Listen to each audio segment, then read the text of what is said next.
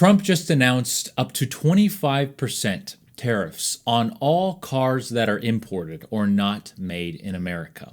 Now, of course, this will directly affect you. So in this video, I'm going to be as unbiased as possible and go over the facts of how this will affect you and what the likely outcome of these tariffs will be. So without further ado, as always, my name is Derek and I got my degree in finance, so you don't have to. Let's dive right in. So let's begin by talking about Trump's likely intention with this tariff. Now, one is, of course, as a negotiating tactic to get things from other countries, potentially reduced tariffs there. With that said, in this instance, he has also said that it's designed to bring jobs back to America in the manufacturing space. As I'm sure you're well aware, Detroit and the United States was at one point a global dominant player in vehicle manufacturing and has since fallen off. Why? Well, because prices of labor elsewhere are significantly cheaper. And that's not just for vehicles, that's for everything. That's why companies like Apple, for example, build almost everything overseas. Now, when it comes to cars directly, Trump wants to reinvigorate that industry when it comes to manufacturing. Now, if you've watched this channel before, you're probably well aware that I don't really like tariffs, not in a global economy. With that said, I do think that there are some areas where tariffs can be useful. And I've talked about this before. Reciprocal tariffs. Trump wants better, equal, fairer trade between the United States and other countries, and he's proposed reciprocal tariffs, which are supposed to be due sometime in April. Basically, what these are is if country A tariffs us 10% on our food, we will then reciprocate and tariff them 10% on their food. I don't necessarily have a problem with this because it is kind of like saying, hey, if you're going to treat us this way, we're going to treat you the same. And if you don't want tariffs on your goods, take away the tariffs on our goods. So I'm not completely against tariffs. I just think that they need to be used more as a scalpel, not necessarily a hammer. And Trump tends to use it as a hammer to solve all his problems. So will it actually bring back manufacturing into the United States?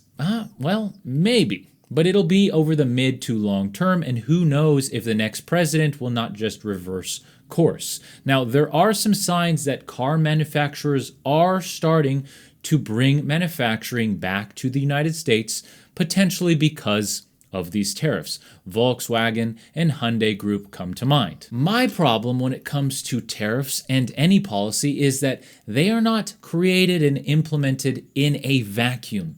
And when we look at tariffs, we cannot just look at the potential positives. We have to look at the positives and weigh them against the negatives. And when it comes to these tariffs, there are obviously some very serious negatives. The first is that around 50% of all cars sold in the United States are either built, assembled, or made elsewhere. And it's estimated that these tariffs can add anywhere from $3,000 to $6,000 to the cost of a vehicle.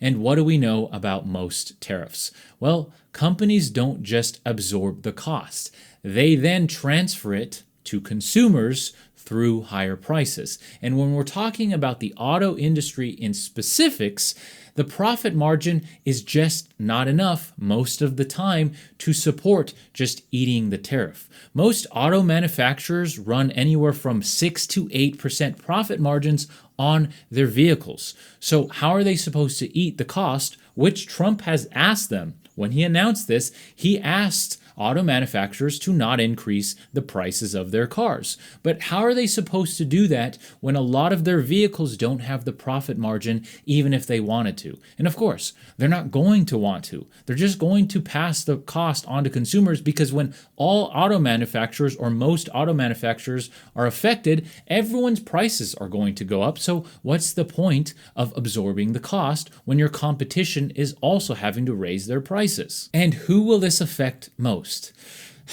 It will affect those with lower income. Why? Well, because the number one model that's most likely going to be affected is the entry-level model. for these different manufacturers. Why?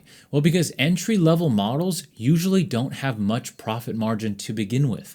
They're meant or designed to get new buyers into the brand, and then those manufacturers can actually make a profit through the lifetime value of that customer later on when that customer grows in income and purchases upgraded models. But of course, those with limited income tend to shop around for entry-level models. Now, it's not yet to be seen if these models will just be increased in price or if they'll cease to exist, because there might be a trade-off. If they have to increase the price of entry-level models so much that they now start competing with their mid-level models, these auto manufacturers are just going to get rid of them instead. And here's the thing, it won't just affect foreign cars. It'll also affect US manufacturers. Why? Because a lot of US made cars or cars that are branded American made or American brands are assembled elsewhere, or they rely on auto parts that are created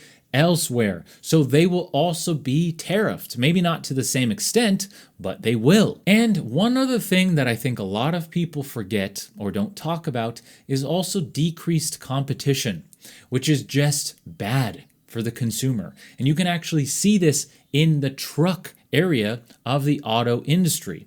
There is already a tariff on pickup trucks. There has been for many decades. And what do you end up with? Well, you end up with America almost entirely purchasing US-made trucks like the F-150, etc. Now that's all well and fine, but there is evidence and research that suggests that these American pickup trucks have not innovated. Why?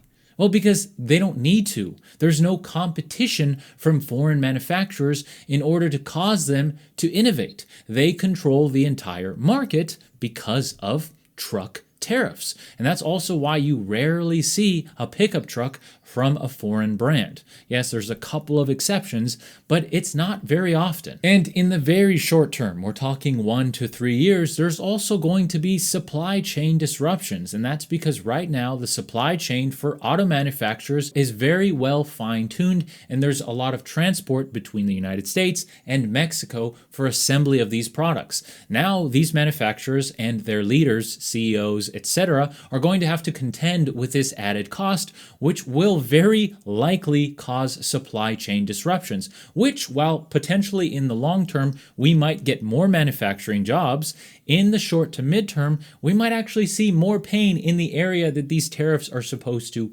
improve, and that's jobs, because these companies are going to find or try to find a way to cut costs and try to scramble to figure out their supply chains, and there will absolutely be job losses in those areas. And that brings me to my next point.